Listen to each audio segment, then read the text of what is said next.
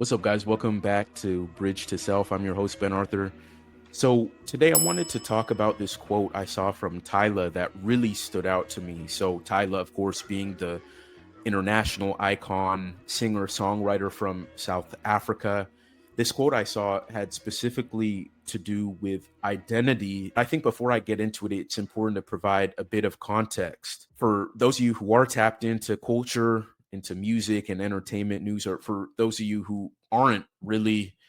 Around this time last year, she was all caught up in this controversy around her cultural identity. Some old videos had resurfaced of her referring to herself as a colored South African.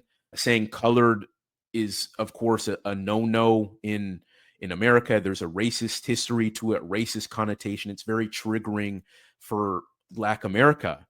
She went on the Breakfast Club, and Charlemagne the God had asked her to kind of maybe clarify her remarks, and she didn't want to, and that kind of further amplified the controversy around it. She ended up putting out a statement, and through all that, people started to understand, oh, in South Africa they call mixed race people colored. And part of the statement she said on social media was, quote, "I don't expect to be identified as colored outside of South Africa by anyone not comfortable doing so, because I understand the weight of the word outside of South Africa.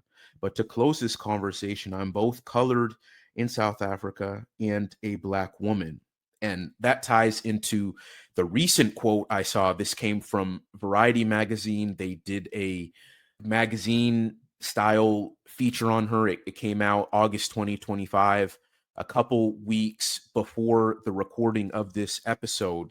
And she expanded a bit on kind of those remarks and the whole controversy. And she said, quote, "That controversy was really confusing for me. I understood both sides of the story, but I was left asking, okay, but what do I do now?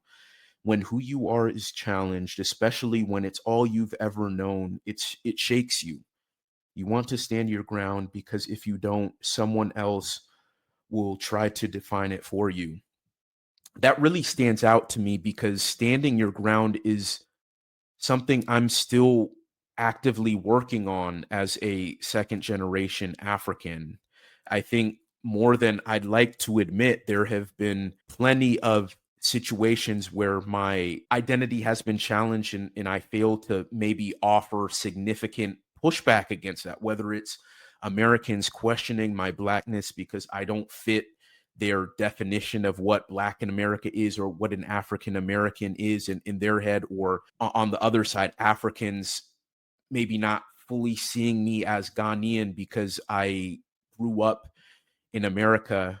A big part of that is me not wanting to have some of those uncomfortable conversations and being maybe confrontational to a degree, like not wanting to make things awkward. I think one thing I've had to learn is standing your ground doesn't have to mean confrontational. It's just it's a form of self-respect, which in turn allows people to have more respect for you. It's setting those boundaries. And I think part of that is a mental hurdle too, right? Like in those situations where my identity has been challenged, like in my head, I know like I need to check them, but I don't, because I'm afraid of how awkward it's going to make it with the people I'm talking to, or the person I'm talking to, or like just fearing how they're going to react to that. It's really just like continuing to work on getting over that.